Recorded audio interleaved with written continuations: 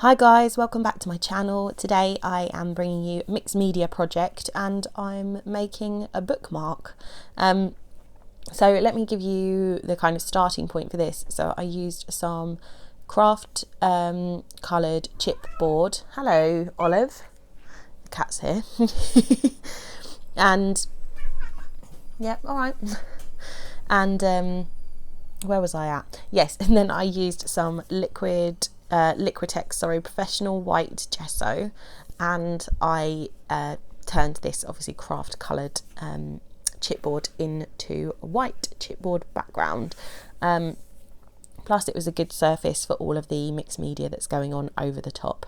So then I'm using the magicals, obviously, because I love them. So the magicals that I'm using at the moment that I've put on here is Caribbean Blue, which is from the Caribbean Cruise collection. And I'd also just sprinkled a little bit of Shabby Turbine Teal onto that as well, though you can't really see it, which is from the Lindy's spray bottles. And this spray bottle is called the Industrial Chic Starburst sprays. And they come like that in a powder and you add water to them. I hadn't added the water yet, so I thought, oh, I'll just kind of spray it on there, see what it looks like.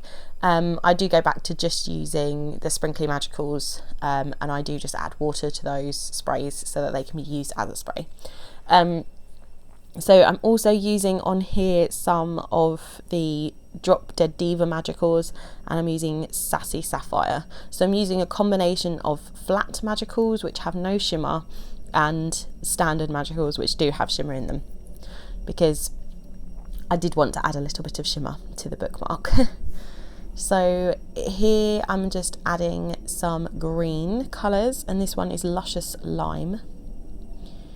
And then I'm just using a brush to spread that along there, and then I think I'm going to spray and kind of let all of the colours start to blend together a little bit.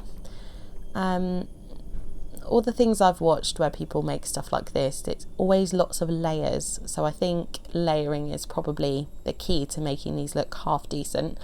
As I've mentioned before, I still have a lot to learn, but I did enjoy creating this, had a lot of fun doing it, and it was just freeing because there wasn't for any particular purpose, so it was just, yeah, a nice thing to do. We were going on holiday the next morning to Copenhagen, and Bill was moaning that he didn't have a bookmark, so I was like, well, now you do.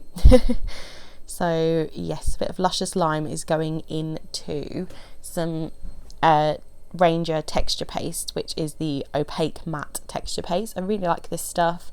I had used a different one previously.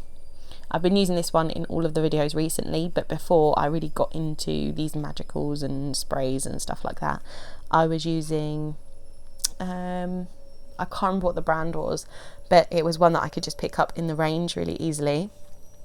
So it was more like an artist, I assume like an artist grade, whatever phrase you want to use, texture paste, but I felt like it was too rubbery. It didn't ever feel like it really dried, whereas this stuff seems to dry quite firm.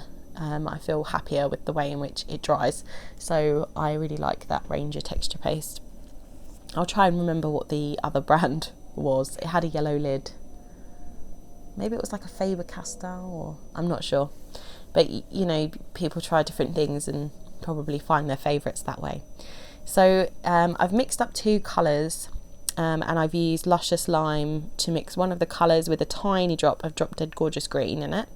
And I've also used the Caribbean Blue. And here I'm just using a stamp. This is a cloud stamp, because I started to think, oh, it's like very blue and very cloud-like, and I don't know. I've just picked my favourite colours. And I'm just adding this cloud stamp, which is from a Chamel stamp set.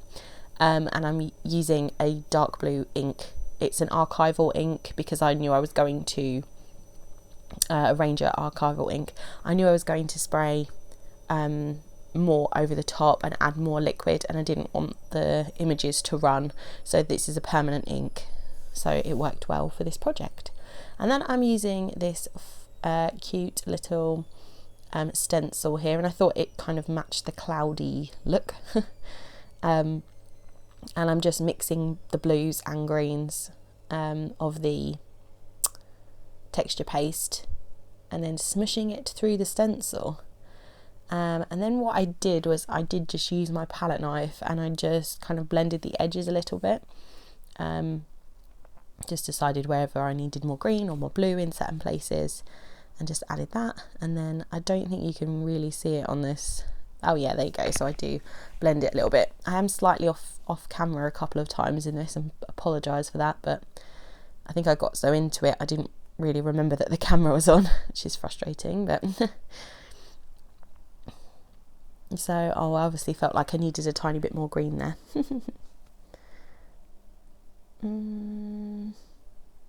Yeah, so I've just blended the edges a little bit. I didn't want kind of blatant stencil marks, you know, where you get to the edge of a stencil and then you have a straight line. So I thought I would blend that out a little bit. And I did just use a heat tool at various stages to set everything, but I didn't show you the length of time that took. So clearly, well, it's probably obvious it didn't take that long, or it wasn't that quick to dry. Now here I'm just spritzing over, I think the colour that I used here was the Lindy's spray in Shabby Turbine Teal, which is part of the Industrial Chic Starburst collection. And just added a little bit at the top here that ran down with a few drips. I mean, to be honest, once it dried you didn't really notice, but I thought it looked like rain clouds, which I quite like a little bit of rain, a walk in the rain. Maybe I'm weird. Well, I definitely am weird, but and then I'm going to add some Rusty Lantern Lime coloured spray as well over the top, and I really love this colour. It's gorgeous. I don't really know why I was adding those colours. I just thought that they kind of went along with this blue and green theme. It kind of was a bit under the sea / a bit sky-like. I'm not sure really. It just appealed to me. And then I'm just using the same blue archival ink along the edges of this bookmark. I bought a load of minis of the Ranger inks, so I got the a couple of sets of archival inks, like the permanent inks, in the minis, and the tin for them. It's just so much easier for me to store them, and I don't really use ink and stamps enough to kind of warrant buying large sized ones. Then I've added some tiny text using again another Tim Holtz product that is like his little mini sticker letter set, and it says read me, and then I've used a We Are Memory Keepers eyelet setter, punched a hole in the bottom. I'm going to set an eyelet in that, although it's going to be off camera so you can't see it in action, annoyingly, but just use that little thingy there, that little crocodile mouth thing, and squeeze the eyelet. I think I had to do it a couple of times because I got it the wrong way around first time. Yeah, it seems about right for me. And then I'm just going to add some blue ribbon through that eyelet to finish the bookmark, which I think I'm going to cut to in a second. So thank you so much for watching. I hope you enjoyed this video. Please like, subscribe to my channel if you're new, and I'll see you in my next video. Thanks for watching. Bye.